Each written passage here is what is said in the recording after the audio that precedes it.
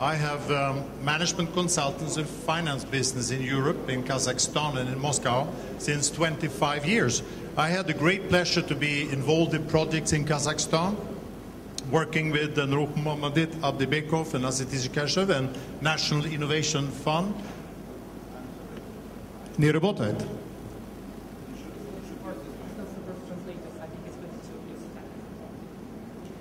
I have to work with this one. It's not supporting. Okay. Students and had the opportunity to meet with a lot of officials in Astana. So this is not a serious speech. I will do a short overview of my experience within the topic of Astana Economic Forum. Look, I'm very upbeat on Kazakhstan. This is a diagram showing you some of the GDP forecasts which we as a company did before the presidential election. That's amazing. 7% growth of the next few years. Who can deliver on that? In Europe, very few countries. And the most interesting, as for me, as a consultant, is that a couple of percentage of that should come from SMEs.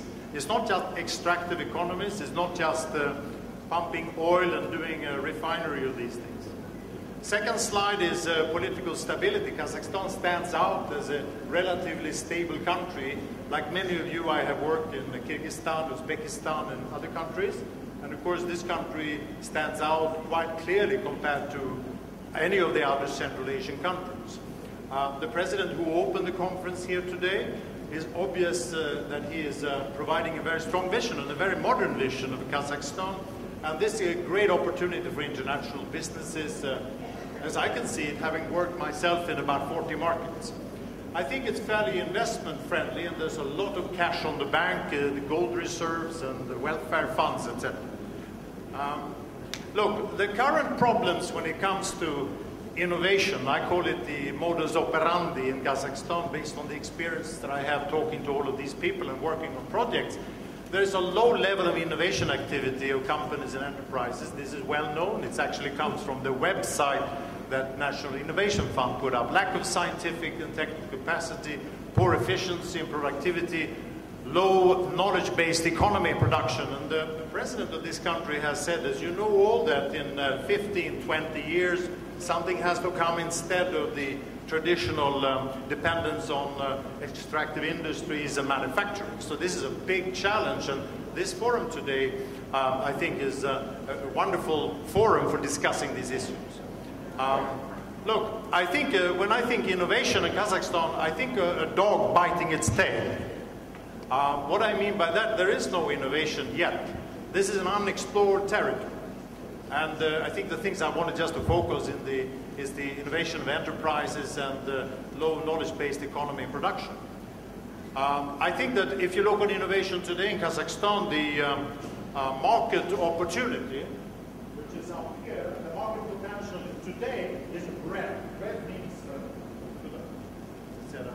this microphone earlier, I'm glued to this one. Market potential is red. Competitive pressure is enormous. We just heard from the venture capitalist here that there is a lot of pressure in Silicon Valley, but look around the corner. China, there's Europe, there's Russia. This is not a cozy relationship between the neighbors. So this is red. It's competitive. Overall opportunity, red. That means bad news.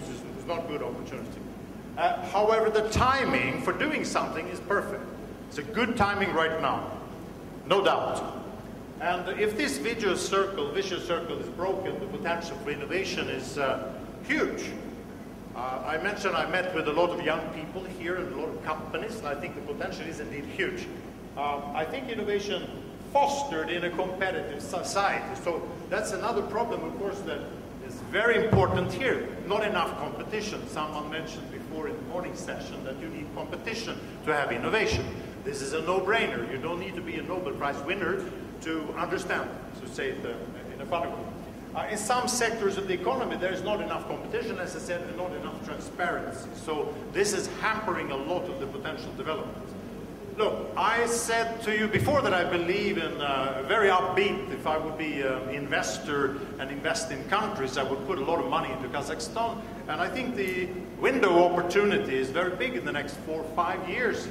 The past is managed a good crisis. They have now a winning government. We just saw the Prime Minister Karim Asimov on the floor this morning. and the innovative future. There are many key projects in the pipeline.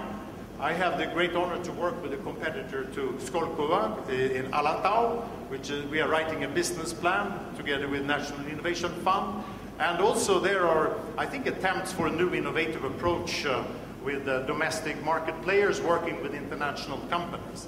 So I'm saying that the opportunity is here right now, and they could actually enable Kazakhstan to go to the next level.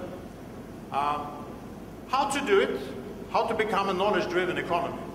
That's a billion-dollar question. I would say a $10 billion question. But if you look into GDP and what should happen, it's actually a $50 billion question, because the GDP of Kazakhstan will grow, of course, to 300 in the next billion. So look, this is a slide that some people might be offended of, but I would say that this is what Kazakhstan can do right now. It is investment into a few world-class innovative projects. The money is there. Put them into the right innovative projects. And there are so many intelligent people here we've heard this morning and throughout the day, and there's no shortage, I guess, of projects. Second thing is also show professionalism and creative innovative processes. I'm no doubt this can be done here in Kazakhstan right now.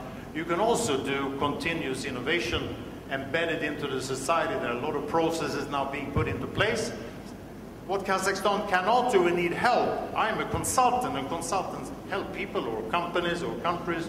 I had the opportunity to work with companies like Oracle, which in 1981 had only 20 people who couldn't pay their salaries, with Yandex in Russia, which was a $20 million loss-making operation, with Arkady Volosh, etc., etc. So what they need help with here right now is a selection of projects, and also find and work with best brains. Get the best brains in here, not only for a conference for 1 or 2 days, going to the airport and coming back, but spend 3 months, 6 months, 9 months, and have a transfer of knowledge is necessary to create innovation. Without that, it won't work, and this is what Kazakhstan needs now as a help. The other thing is sales. I don't know, but there's a lack of sales and marketing skills. Young people have business plans, but they don't know how to sell it. Companies don't know how to sell themselves outside the borders. 2 companies I worked with were winning because they were selling. One was in Luxembourg when I worked with the Prime Minister launching SES satellite system. The only reason they won was to go out and sell like crazy in Europe and say, here we are, we want to do this, we have it, we can do it. And the other thing is first-class management. Unfortunately, there are a shortage of first-class management skills. It's not just to do an audit on KPMG, but it's running profitable corporation right across the board and do that on a daily basis and maintain that professionalism. Now, they also need a help for getting a better brand recognition. The brand of Kazakhstan, of course, internally is great than in many other parts of the world. But if you go to the capitals of this world and talk Kazakhstan, you all know that sometimes they have the wrong association, so need more help with that professionally. And if that is all achieved, it looks like a long list, but it can all be done in partnership with foreign companies, as you call it here, or I prefer to say international companies, tangible results like startups, export of companies that do not have to know how to sell, but will have help how to sell, and brands created here in creativity. And of course, this will lead to success and finally meet the objectives of your honorable president, who has, as I said before, a great vision for how to move this forward. The process could take a lot of time. I'm optimistic saying 5 to 10 years, but I'm talking about the first initial steps. The Kazakh Innovative Ladder is 7 steps. As I'm running out of time, I will shorten this. But many of these processes do not need Kazakhstan to reinvent the wheel. What is needed is just a proper strategy, smart cooperation, and use extensively of international partners. We heard here on the table just before this session, 2 excellent examples of companies like BIC and forgot the name of the second one, related to startups of SMEs. This is a good example of people you can work with. And it's very critical. This is very important. There was another speaker speaking about SMEs. You have to involve the younger people in this country. Where are they here today? They need to be involved. I'm talking about people who are 22 to 28 to 32. Those are the guys who will bring innovation.